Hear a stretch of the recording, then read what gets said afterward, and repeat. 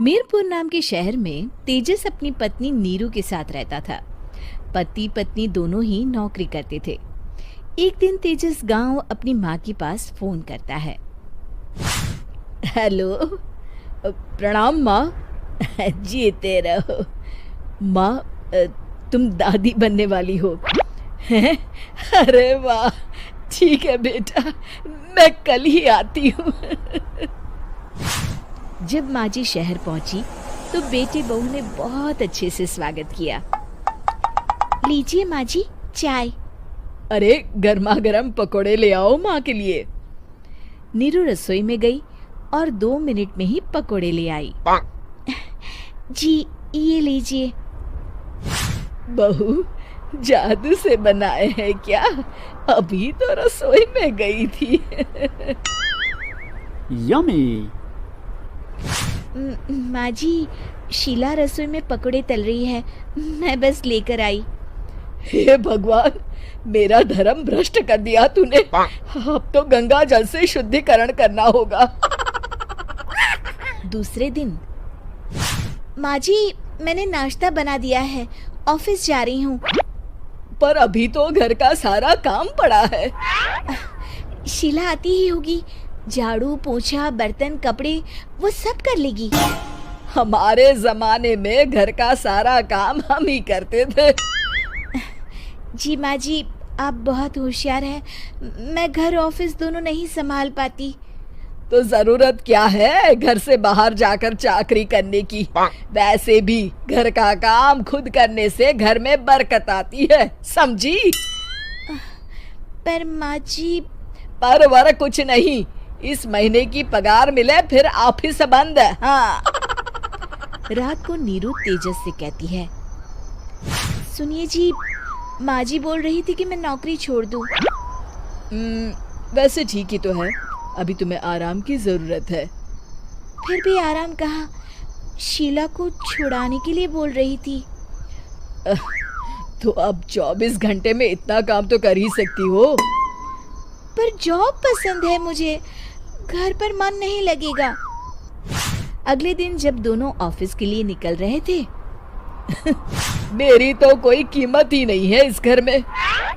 माँ जी, आजकल महंगाई बहुत है, रहन सहन भी बदल गया है, दोनों नौकरी करते हैं तभी ठीक रहता है। अच्छा, तू कहना क्या चाहती है? मेरा बेटा तुझे बिठा के खिला नहीं सकता? तू ही इस घर का खर्च चला रही है, हैं? नहीं माँ जी, मेरा वो मतलब नहीं था। मतलब खूब समझती हूँ, ये बाल धूप में सफेद नहीं किए मैंने। हाँ। अब तो ये रोज का काम हो गया था। तेजस भी रोज की झिकझिक से परेशान हो गया था। एक दिन उसने कहा, नीरू, वैसे भी तुम्हें मैटरनिटी लीव मिलने वाली है, तो अभी से ही छुट्टी ले लो।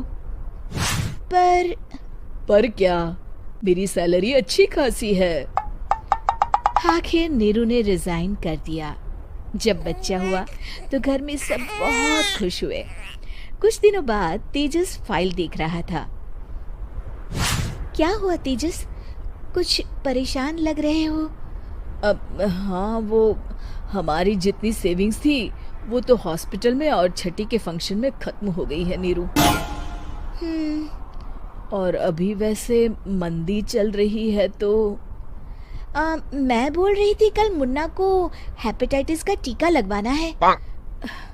नीरू, क्या पोस्टपोन नहीं कर सकते? नहीं जी, बिल्कुल नहीं। अब तेजस को समझ में आ रहा था कि उससे गलती हुई है।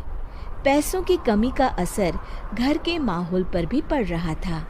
अगले दिन, बेटा मेरा चश्मा और ये दवाइयाँ ले आना, पर्चा देते हुए माँ जी ने कहा। जी। तेजस, मुन्ना के लिए दूध का डिब्बा और डायपर भी ले आना, और ये किराने के सामान की लिस्ट है, इसे भी लाना है। तेजस गुस्से में लिस्ट मरोड़कर फेंकता है और चिल्लाता है, पैसे क्या पेड़ पर उगते हैं? ये ले आना, वो ले आना। अरे पर ये जरूरत का सामान ही है। वो गुस्से में बिना कुछ कहे ऑफिस चला गया। अरे लंच तो ले जाइए। नीरू दौड़कर डिब्बा पकड़ाती है। एक दिन खाना खाने के बाद, नीरू, अब तो मुन्ना कुछ बड़ा हो गया, तो अब तुम वापस ज्वाइन कर लो ना जॉब। पर इस रिसेशन में जॉब मिलना बहुत मुश्किल है। ट्राई तो करो। फिर मुन्ना? माँ जी है ना, और एक फुल टाइम मेड भी लगा लेंगे। पर माँ जी, उन्हें तो पसंद नहीं। तभी माँ जी वहाँ आ जाती है और प्यार से नीरू के सर पर हाथ फेरते हुए बोलती है, अब मेरी समझ में आ गया बहू, पहले के और अब के समय में अंतर है।